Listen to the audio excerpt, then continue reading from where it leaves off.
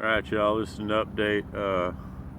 YouTube banned me from the other side of Old School Hobos channel, so I started this new one. Waiting it to catch out right now. One of my catch outs that I use. Not a lot of people use it. Matter of fact, there's no hobo action here ever. This is an isolated area, and just an update to what's going on with the Brotherhood. Man, last week I talked to a friend of mine up north. She runs a very big organization that knows a lot of hobos, such as hobo whiskey. Not the hobo whiskey you drink, not this kind, you know, that kind. But a very good friend of mine died. MG found him behind a dumpster, drunk. Well, I actually wasn't drunk, he was dead. So rest in peace, Hobo John. A lot of you seen videos where he had gotten really sick back in the past couple years ago, and I'd stopped in to see him to make sure he was okay at the request of one of his last living next of kin that he had. I took a 800-mile trip to Burn Out to see him, and just turns out that one of the guys that I didn't like found him dead. Not the fact that I didn't like him, he was drunk all the time, squeals, trying to start fights. He gave a pregnant chick a half a bottle of whiskey in a jungle that we were in, and that pretty much sealed the deal for me on his ability to be a traveler and be a tramp. And I X'd him out of every subculture that he was a part of. Ran him down. I needed to. You just don't give a pregnant chick whiskey. It's not something that happens. So anyways, here at the Rocks, I'll give you a little view of what's going on here. Not much. I don't divulge anything, but I will tell you there's the high rack right there to watch over. It's a very, like I say, secluded catch. This is a pass-by area. I tried to get on last night, drank too much whiskey, passed out, missed my train. So it happens. I needed some rest anyways. My feet were hurting. You know, things were not going good at that point. I've been on a week hiatus with Heaven's Hell whiskey and just chilling. Been riding a lot. Took some time off, hitched a little bit, you know, to a couple places, see some friends along the way, and met up with some pretty cool people, some bad people too, man. I'm telling you, it's rough out here. Woof, woof, woof, woof. You know, so much love to the Brotherhood. All you other train tramps out there, much love to you, dirty kids out there. Man, I went to another camp and y'all trashed it. Okay, this is not happening. Asheville, North Carolina is man, y'all got some people looking for you. You kicked over those headstones in that little cemetery and left all your needles in there. This is not cool. You guys just need to quit doing this stuff, man. Think about it. I know you guys have problems just like a lot of other people do, but y'all need to slow it down a little bit. You guys, you run into old hobos like me and some of my friends and my brothers and stuff out here, and they see you doing that, they're gonna stomp you in the ground. I don't get why you guys do this.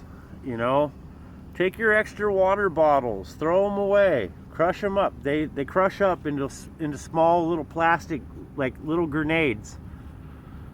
Carry them with you. You never know, somebody might need one of those, man. You know, throw them out along the way in little places where you think that it comes across your mind to, hey, you know what, maybe I might toss this one right here. Man, this guy's like me. If I'm walking down the tracks and I run into an emergency and I need a water bottle and I ain't got one, I'll pick that water bottle up. I'll use it. I'll go fill it up in a creek. What happens if I don't get nothing to drink out of? I'll drink out of my hands, no doubt about it, but, you know, take my tarp in a rainstorm, put it in a tree, make a funnel out of it, catch all the rain, drink it. I've been in yards. I was in Irondale not too long ago, and that was a tough yard. I've been through there several years, and I'll tell you that place is no joke.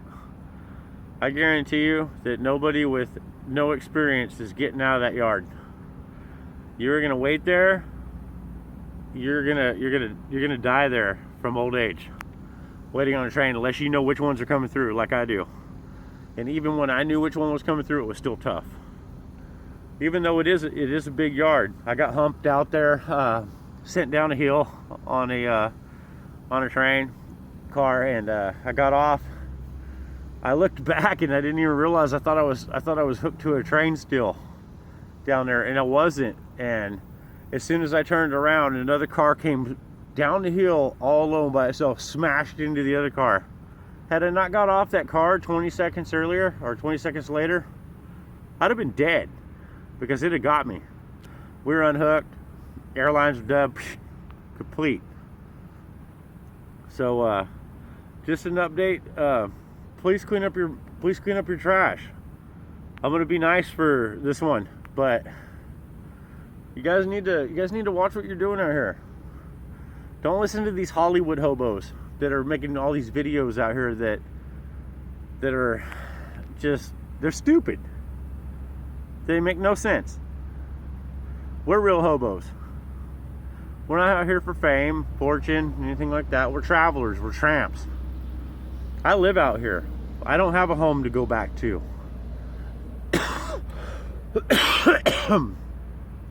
Too many cheap cigarettes. I gave this up a long time ago, and I just decided that, you know, corporate America sucked. We were losing our jobs. I made really good money in a job description that I did. I won't say what it was, but it was highly classified, to the extent of that I'm not going to tell you. So other than that, I worked in the oil fields on the rigs. That was my main. I was roughneck, derrick hand. Mad love to you, driftwood. Hope you're doing good out there in West Texas on the rigs out there. Hope you're making that worm money. So anyways, hey, look at this. The sun's coming out. It's overcast. I'm riding, waiting on this train.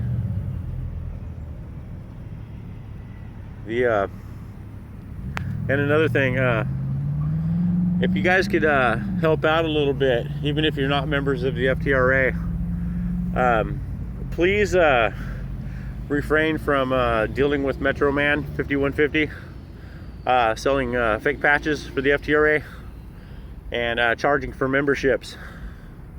Also, Uncle Boone is not a member of the Goon Squad or FTRA. He's claiming that all of his kids and stuff are out here. He's an enforcer for the FTRA, which he's not. He claims he's an enforcer for the Goon Squad and vice president of it. I met him in, let's see, it was Peoria, about 4 weeks ago. Let him travel with me for a little bit. Took him into St. Louis, and he couldn't even hop a train. He carries around a tote with him. His dog's pretty cool though. His actual dog, he's mean to his dog though. He slaps his dog around a lot and belittles his dog. So I mean, had it been anybody else, I would have just took his dog and been done with him, and took his dog on the rails with me and smacked him up a little bit.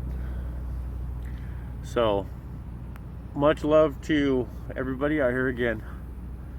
This is going to be an isolated video. I won't give many updates. You know, I don't do that. I'm very clandestine in my operations of what I do. My operations are life, living free. It's not like these other people out here, like I said, making these Hollywood videos.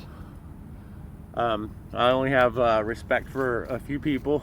One of them's ran out on a rail. You know, these guys are travelers. They're traveling. They're doing the right thing. They're seeing America, other countries. They're taking it all costs to get to where they want to be. It doesn't matter if they walk, hitch, if they ride in caravans or whatever, which I prefer not to do. You feed a hippie chick a pizza, she'll follow you around the country for 2 months. So ran out on a rail. Johnny Ringo, you guys are good.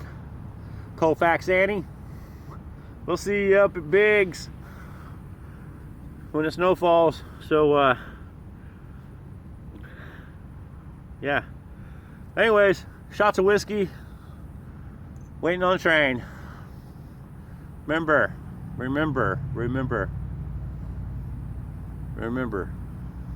okay? Much love to you guys. That's the message.